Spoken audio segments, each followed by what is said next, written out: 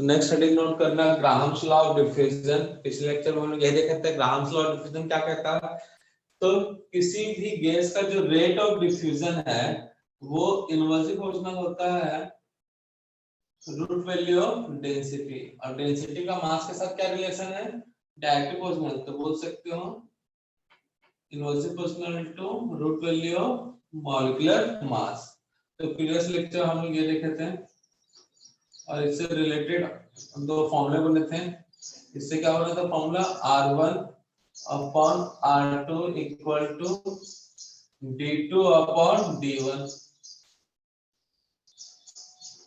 और सेकंड वाला से फॉर्मूला बना था R1 upon R2 equal to under root M2 upon M1, ये फॉर्मूला बना था और इससे कुछ क्वेश्चन सॉल्व किए थे। नेक्स्ट हेडिंग नोट करना,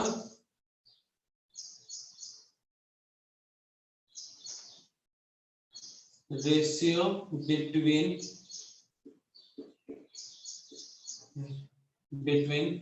एक मिनट, रिलेटिव रेशियो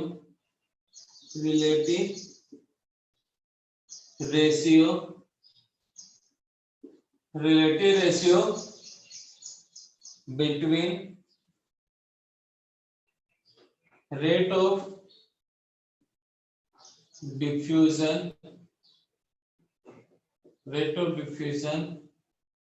और diffusion of gas।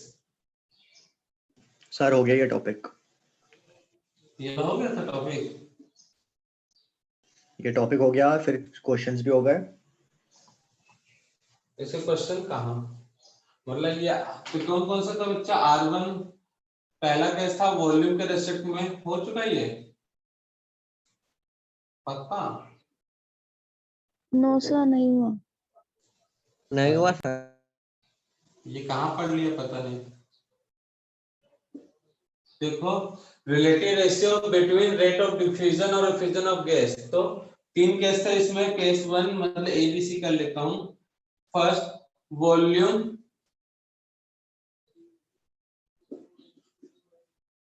डिफ्यूज्ड पर टाइम, वॉल्यूम डिफ्यूज्ड पर टाइम। तो भैया रेट क्या होता है, रेट का जब भी कैलकुलेशन होता है टाइम के रेस्पेक्ट में क्या होता है भाई, देख रहे होगे रेट का जितना भी फॉर्मूला टाइम के रेस्पेक्ट में होगा। तो वॉल्यूम डिफ्यूज पर टाइम,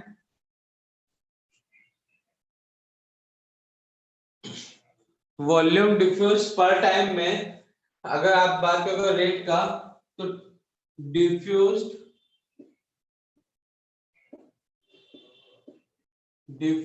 अमाउंट की जगह पे volume of gas divided by time taken,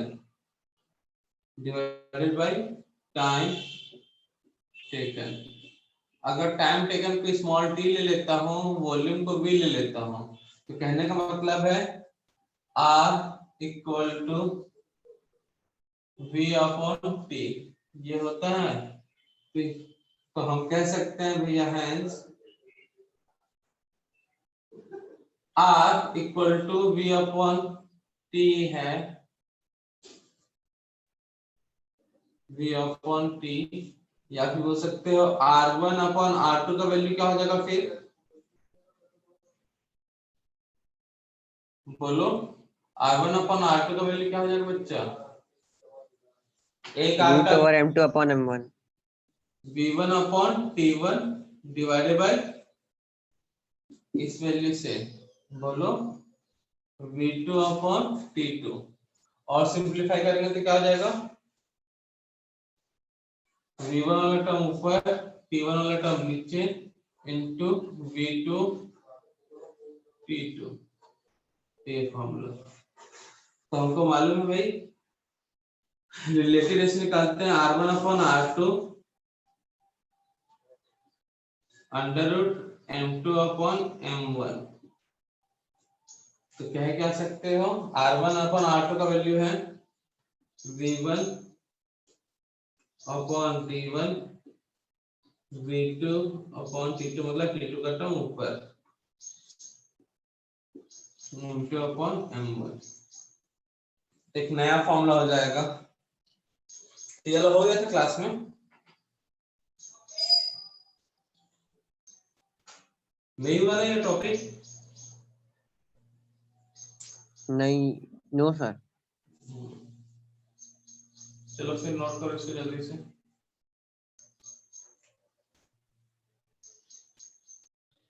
next है मोल ऑफ गैस डिफ्यूज पर time.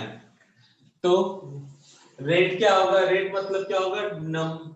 Number of mole diffuse, ठीक है, या फिर diffuse mole of gas divided by time taken. तो यहां से रेट का फॉर्मूला क्या हो जाएगा?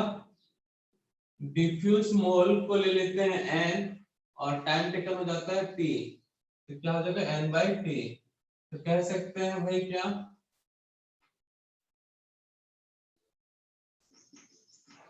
r1 upon r2 equal to n1 upon p1 और n2 अपॉन p2, ये हो जाएगा। तो हमको मालूम है भैया r1 upon r2 equal to under root m2 upon m1 होता है। तो बोल सकते हो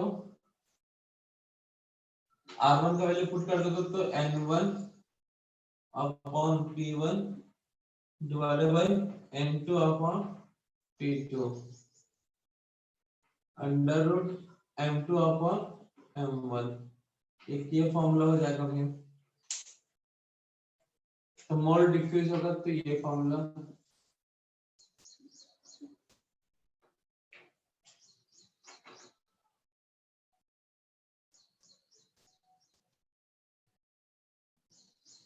नेक्स्ट है वॉल्यूम डिफ्यूज हो गया है mole distance travel by the gas, distance travelled by the gas,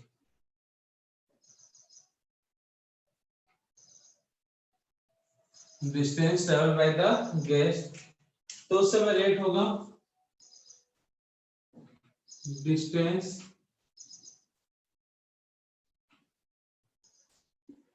travelled by gas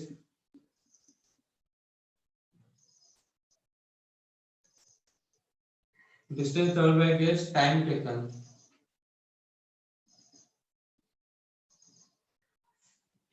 तो r का वैल्यू क्या होगा बच्चा? r इक्वल टू डिस्टेंस के लिए d, टाइम टेकन के लिए स्मॉल t, तो d बाई t, या फिर बोल सकते हो that means r equal to r1 upon r2 का value d1 upon t1 d2 upon t2। कुछ नहीं, कुछ नया फॉर्मूला बन रहा है, बस वही फॉर्मूला नोट करा भाई। r1 upon r2 equal to होता है under root m2 upon m1, तो वैल्यू पुट कर दो तो d1 upon d2 divided by d2 upon t2 under root m2 upon m1।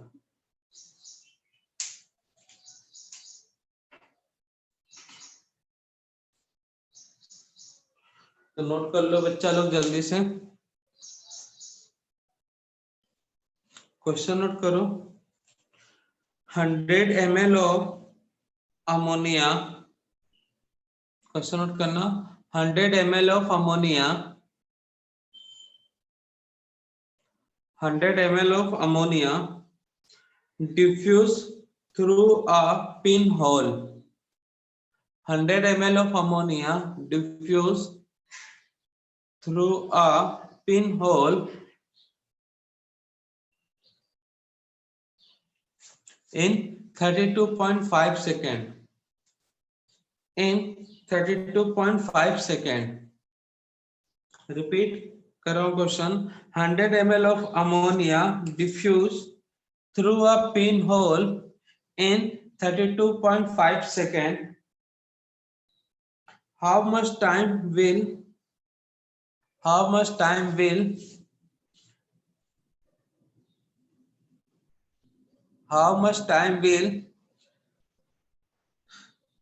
60 cc of N2 take to diffuse, how much time will 60 cc of N2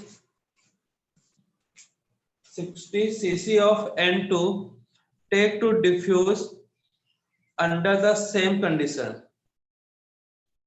Under the same condition.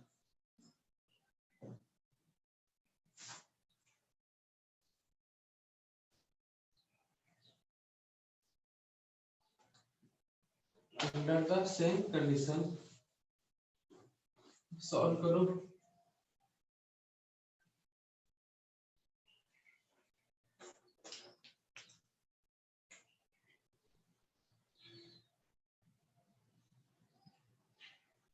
तो question में बोल रहा है container में दो गैसें indirectly बोल चुका है वो, ये दोनों अलग रख सकते हैं.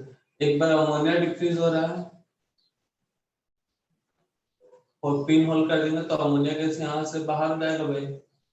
अमोनिया गैस डिफ्यूज हो रहा है तो बता रहा है जो डिफ्यूज वॉल्यूम है NH3 100 ml of NH3 diffuse कितने टाइम में? In 32.5 second. 32.5 सेकेंड. अब बोल रहा है N2 गैस भी डिफ्यूज हो रहा है. N2 गैस भी डिफ्यूज हो रहा है. कितना वॉल्यूम डिफ्यूज हुआ है? 60 cc. टाइम बोला उसने नहीं मालूम. करो सॉल्व. तो कौन सा फॉर्मूला लगेगा? केस ए, बी या फिर सी वाला? जल्दी से सॉल्व करो. देख लो भाई सबका अलग अलग आंसर आ रहा है. कैलकुलेशन में मिस्टेक हो रहा होगा. तो ये हमको मालूम है R NH3 अगर लेता हूं तो divided by R N2 under root molar mass of N2 divided by molar mass of NH3. तो मोलार मास M2 का कितना होता है भाई? N2 का 28, NH3 का कितना होता है? 70. R1 का value VNH3 divided by time of NH3, volume of N2 divided by time of N2. Volume दिया है 100, टाइम दिया है 32.5, वॉल्यूम दिया है 60. ये टाइम फाइंड आउट करना है. और 25 सेकंड आ गया. तो अब तो आएगा ही ना. मिस्टेक पता चल गया होगा शायद यहाँ पे कैलकुलेशन. अब दोनों को रेशियो कर दो, आ जाएगा फिर. ओके. तो t का टर्म ऊपर जाएगा 100 into t 32.5 into 60 28 upon 70. Solve करके देख लो बच्चों. ये कैंसिल हुआ. ये कितने टाइम्स में? 5 टाइम्स में. ये 3 टाइम्स में. ठीक है. 5 6 टाइम्स में 30 और कितना बचा है यहाँ पे? 2. कितना आएगा भाई? 30 का आ गया 5. 6.5 यही आएगा.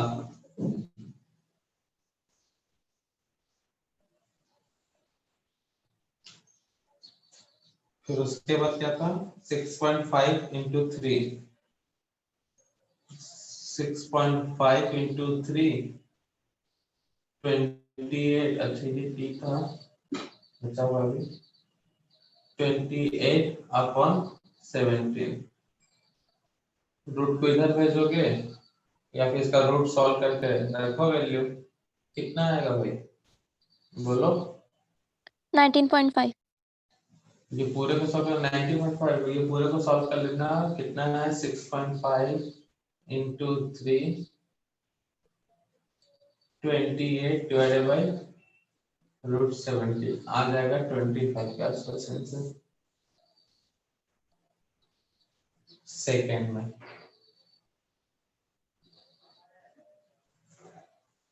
क्लियर है? तीसरा से करना था solve.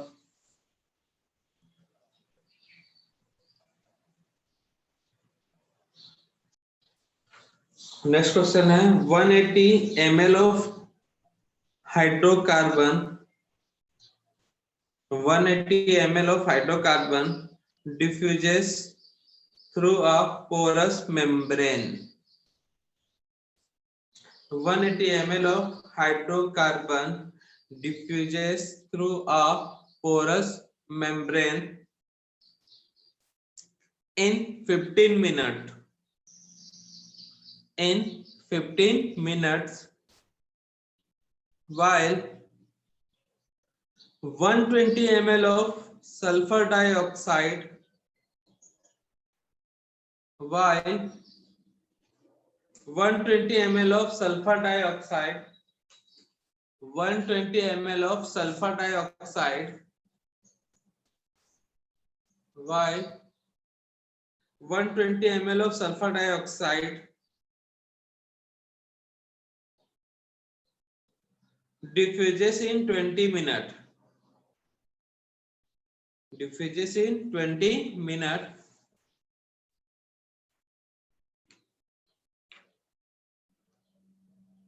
Under the identical condition. Under the identical condition. What is the molecular mass of hydrocarbon?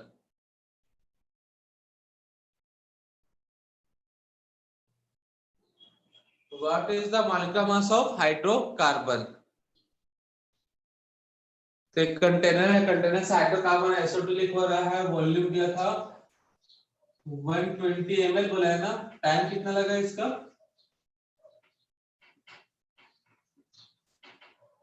20 ये लिखा है ना टाइम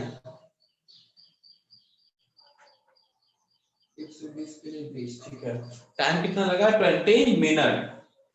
अब उसी जगह से सेम कंडीशन में हाइड्रोकार्बन लिखो रहा है, कितना लिखो 180 ml। अब बोल रहा है टाइम कितना लग रहा है, यहाँ पे कितना टाइम लग रहा है 15 मिनट। तो इसका मॉलिक्यूलर मास पूछा, हाइड्रोकार्बन का क्या होगा? ये क्वेश्चन में इंफॉर्मेशन दिया है, क्वेश्चन सॉल्व करो भाई। सर हर्ष मिश्राम बोल रहा हूँ आंसर 16 है। ठीक है, तो हाइड्रोकार्बन तो मास है, सब दिया हुआ है, तो भैया क्या है formula? Volume of hydrocarbon x, volume of hydrocarbon के लिए क्या कर लेता हूं, एटम ले लेता हूं, तो A upon time of A, volume of SO2 divided by time of SO2, molecular mass of SO2 divided by molecular mass of A। बस वैल्यू पुट करो, सॉल्व करो। वॉल्यूम कितना दिया बच्चा? 180। शायद ये तो था सिंपल सा कैलकुलेशन भी था। इसका वॉल्यूम कितना दिया? 120 20। मॉलिक्यूलर मास SO2 का कितना होता है? 64 MA। वैल्यू रखो, सॉल्व रख दिया, सॉल्व करना है बच्चा। 80 डिवाइडेड बाय 15, उसके बाद क्या था? 20 का टर्म ऊपर जाएगा, 120 का टर्म नीचे जाएगा, 64 डिवाइडेड बाय MA, तो 0 0 कैंसिल, कितना हो गया? 6 टाइम्स में, ये हो जाएगा 30 टाइम्स में, ये 2 टाइम्स में, तो रूट इधर जाके कितना हो जाएगा? 4। 60 बाई MA, इधर जाके कितना हो जाएगा बच्चा? 2 का स्क्वायर 64 बाई MA, तो MA इक्वल टू क्या होगा? 64 डिवाइडेड बाई 4, मतलब कितना हो जाएगा? 60। आया आंसर ए सबका। नेक्स्ट नोट करना, effect of pressure on rate of diffusion of gas. Note करते हैं। फर्स्ट इसमें effect of pressure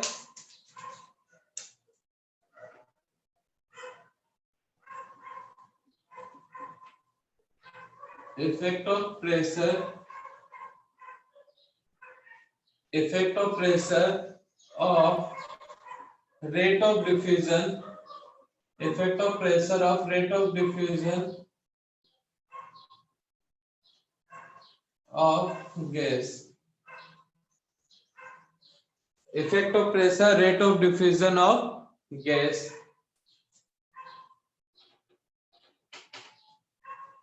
effect of pressure rate of diffusion of gas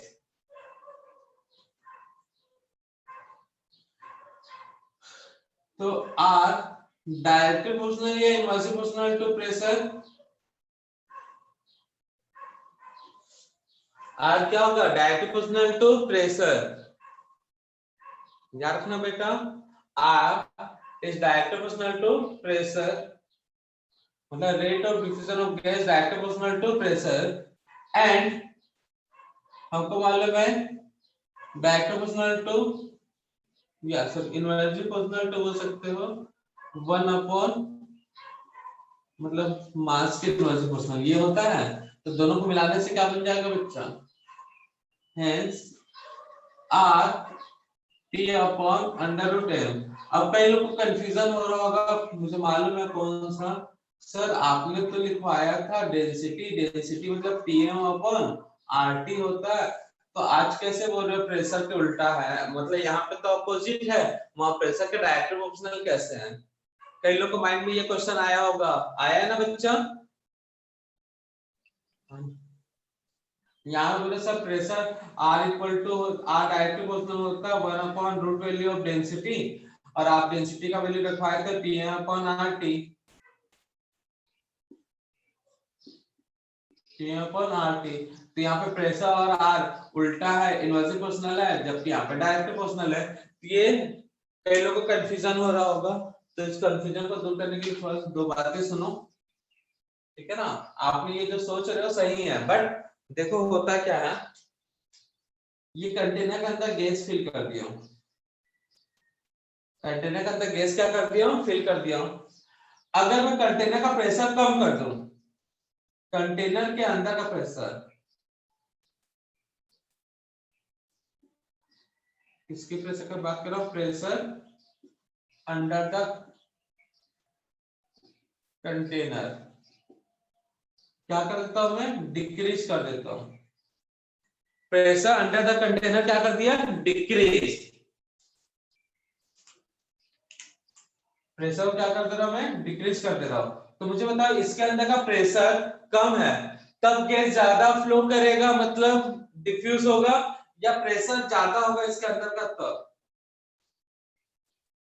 pressure जो है अंदर का जो प्रेशर है कंटेनर का मैं बहुत बढ़ा दे रहा हूं तो डिफ्यूजन अगर मैं होल्ड करूं तो किस केस में डिफ्यूजन फास्ट होगा पहले वाले केस में या सेकंड वाले केस में तो जिसका प्रेशर ज्यादा होगा उसका पहले होगा ठीक है ना तो इसलिए प्रेशर को कहां रखा हूं ऊपर रखा हूं रिपीट कर रहा हूं ध्यान देना ठीक है ना मैं प्रेशर को डायरेक्टली प्रोपोर्शनल क्यों रखा हूं पहले ये बता रहा हूं और फिर ये बताऊंगा मैं इनवर्सली प्रोपोर्शनल भी क्यों रखा हूं ठीक है तो फिलहाल मैं बात कर रहा हूं कंटेनर के अंदर का प्रेशर मैंने खूब कम कर दिया और यहाँ पे खूब बढ़ा दिया तो कम कर दिया तो प्रेशर अंदर कम है तो गैस धीरे धीरे लीक होगा अगर प्रेशर ज्यादा है तो गैस जल्दी लीक होगा इसलिए यहाँ पे डायरेक्टली प्रोपोर्शनल है अब बात आता है इनवर्सली प्रोपोर्शनल क्यों किया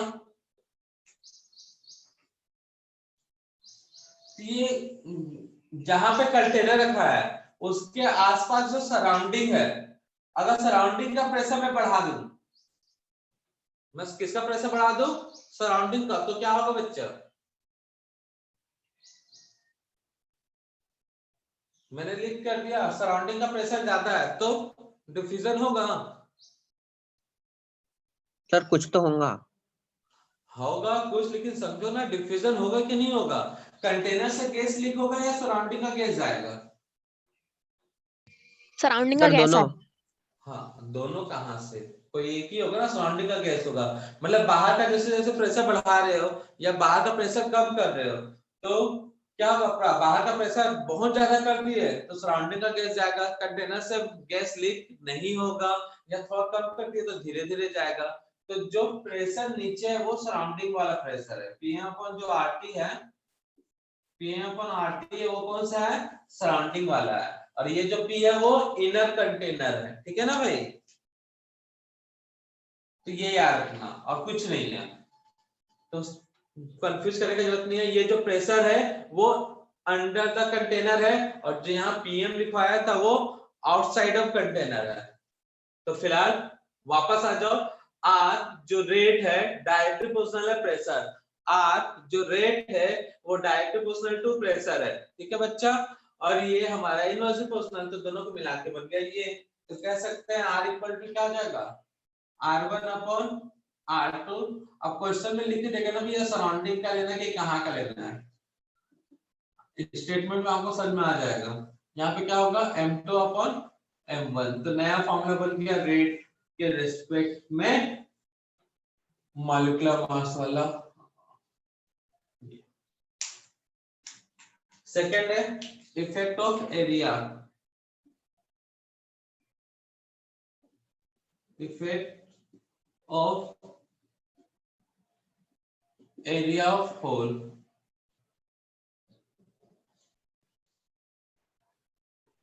तो मुझे ये बताओ बच्चा, कंटेनर है, इसमें बारीक सा होल किया गया है, वही कंटेनर में एक बड़ा सा होल किया गया है। तो बताओ कहां से गैस जल्दी लीक होगा, छोटे होल से या बड़े वाले वाले से, बड़े वाले से। तो एरिया और रेट का क्या रिलेशन होगा, डायरेक्ट प्रोपोर्शनल टू एरिया, यही हो सकता है ना। यस। इनवर्स प्रोपोर्शनल, अरे तो मालूम ही है रूट। तो क्या बोल सकते हो बच्चों, तो R1 upon R2 equal to area of first whole divided by A. पहले ये कर लेते हैं, R is directly proportional to A upon मतलब area upon M, hence R1 upon R2 equal to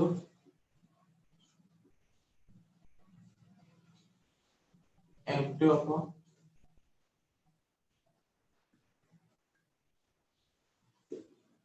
M1। तो नोट कर लो, तो ये था भैया ग्राहम्स लॉ। क्वेश्चन नोट करना, the ratio of velocity of diffusion of gas, the ratio of velocity of diffusion of gas, the ratio of velocity of diffusion of gas, the ratio of velocity of diffusion of gas, the ratio of velocity of diffusion of gas,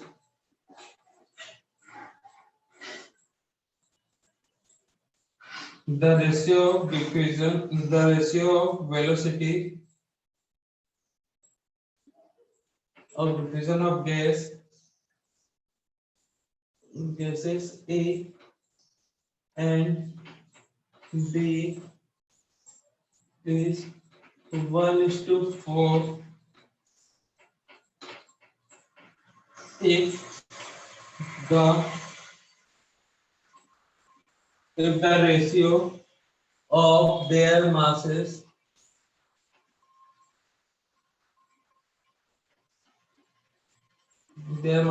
present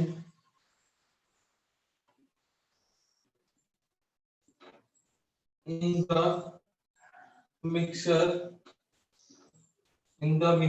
is 2.3. Calculate the ratio of mole fraction. Calculate the ratio of their mole fraction. Calculate the ratio of their mole fraction. ये question है, solve करो। तो ये 4 option है A B C D, 1:24, 24:1, 1:12, 12:1। चलो देखो तो हो जाना चाहिए था। तो भैया rate upon second rate divided by m2 upon m1, ठीक है ना। तो बोल सकते हो m2 upon m1 equal to r upon r2 का होल स्क्वायर। तो भैया रेशियो कितना दिया है, ठीक है। अब यहाँ पे ए बी का टर्म दिया तो मैं ए बी का कंसीडर ही कर लेता हूँ। ये बी, ये ए, बी ए, तो ratio of velocity of diffusion A to B, A to B कितना दिया बच्चा, 1:4। 1:4 मतलब 1/16। तो ये पहला पड़ाव पार हुआ। फर्स्ट स्टेप से ये आपको निकालना था मोलार मास ऑफ ए और मोलार मास बी का रेशियो, ठीक है ना। इससे हमको पता चल गया मोलार मास ए अपॉन बी का वैल्यू कितना होगा, या बोल सकते हो 16/1। अब सेकेंड पढ़ाओ क्वेश्चन में क्या गिवन है, वेट रेशियो। कितना से कितना दिया है, 2/3। तो कह सकते हैं यहाँ पे, क्या कह सकते हैं यहाँ पे बच्चा, कि mole fraction ratio, mole fraction बोला ना X A upon X B, तो mole of A upon total mole, mole of B upon total mole. तो मोल मोल कैंसिल हो जाएगा, बचे क्या, Na upon Nb।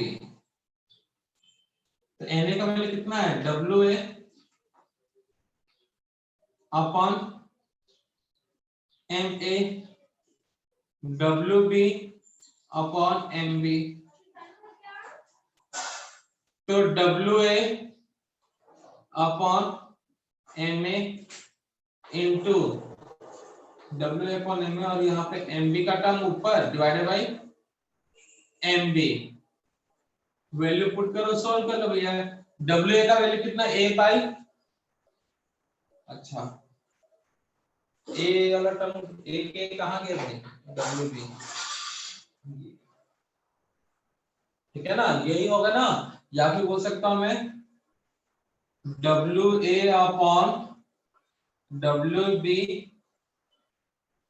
MB upon MA।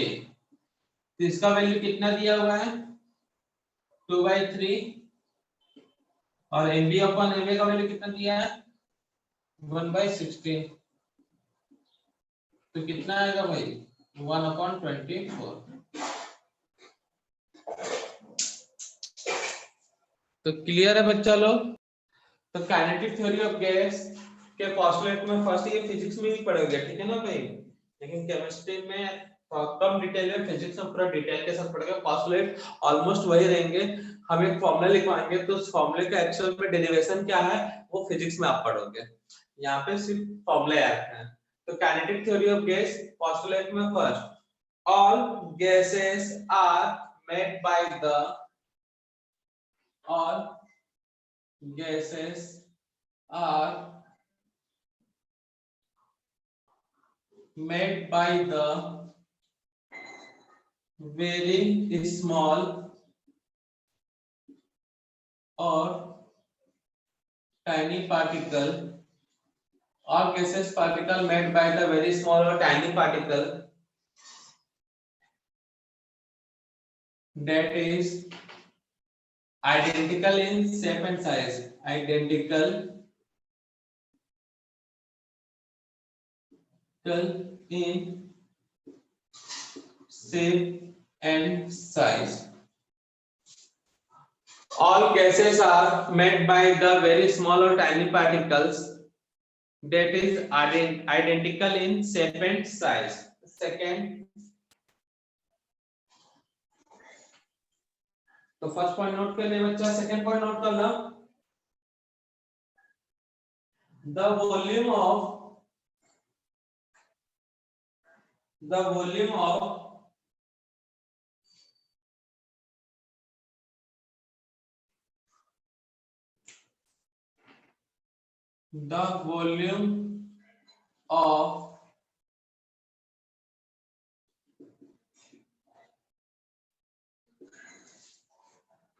the volume of individual particles of gas is negligible or almost equal to zero. Is negligible or almost equal to zero, ऐसा बोल सकते हो। Third point, all particles of gas are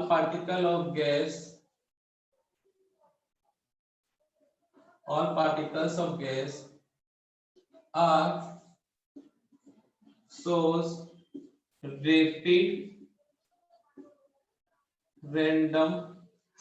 पहले नोट कर लेते हैं, एक बात में इकट्ठे समझा देंगे, ठीक है ना भाई। क्या पॉइंट बोल रहा है? All particles of gas are shows rapid random motion in all direction. In all direction, all particles of gas are shows rapid random motion in all direction.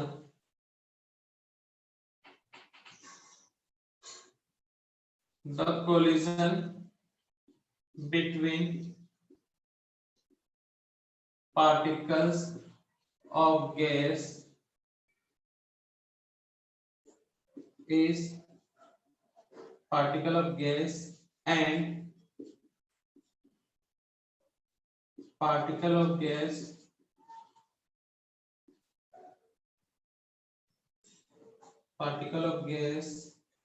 and wall of container is pure elastic in nature। देखो collision जो होता है, जब particle आपस में टकराएंगे तो दो type का कोलिजन होगा, एक को बोलते हैं इलास्टिक और एक को बोलते हैं नॉन इलास्टिक। इलास्टिक में एनर्जी कंजर्व रहता है, मतलब कोई चेंज नहीं होता, और नॉन इलास्टिक में एनर्जी चेंज होता है। तो जब इकट्ठे बताएंगे तो एक बार फिर से रिपीट कर देंगे, बट अभी समझने के लिए इलास्टिक कोलिजन क्या होता है, इसमें एनर्जी क्या रहेगा? कंजर्व। तो बोल सकते हो the collision between particles of gas and wall of container is pure elastic in nature. That means no losses of energy as well as mass of gaseous particle।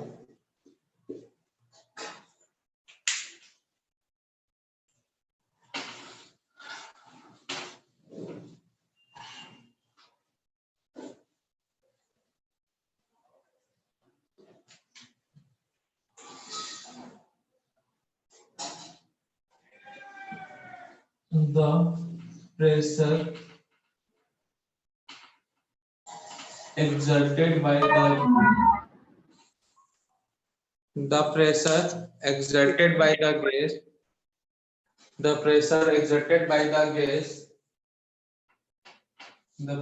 exerted by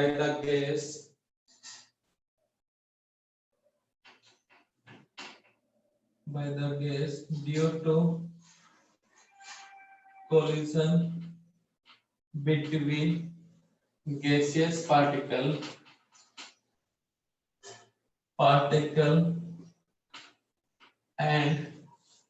the pressure exerted by the gas between, so due to collision between gaseous particle and wall of container. Wall of container.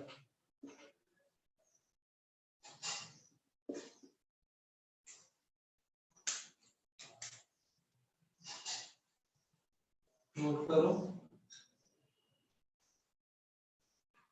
Sir fourth के बाद fifth point आएगा। तो कर लो ना 6 point, 4 के बाद 5 point कर लो।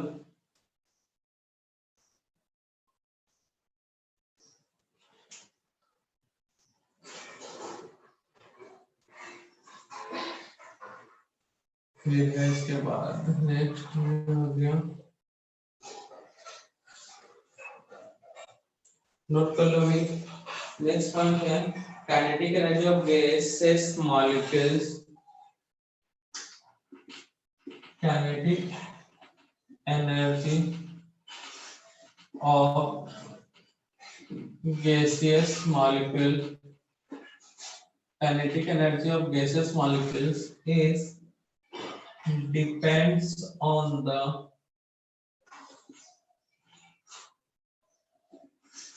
absolute Kelvin temperature, not the nature of gas. ये लाइन फर्स्ट इंपॉर्टेंट है, 6 वाला याद रखना। तो kinetic energy is directly proportional to absolute temperature of Kelvin temperature, मतलब T।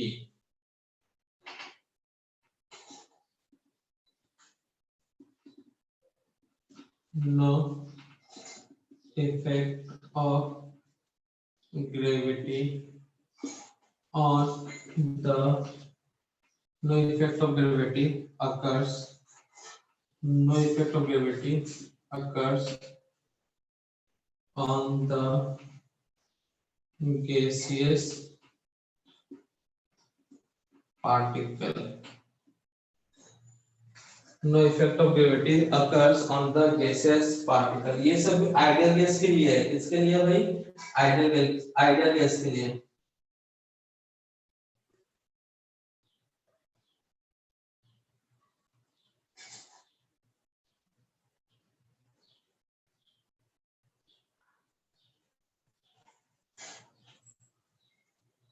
ये सब जितने भी पॉइंट्स सब आइडियल गैस के लिए, ठीक है ना? No attraction and repulsion forces are present between gaseous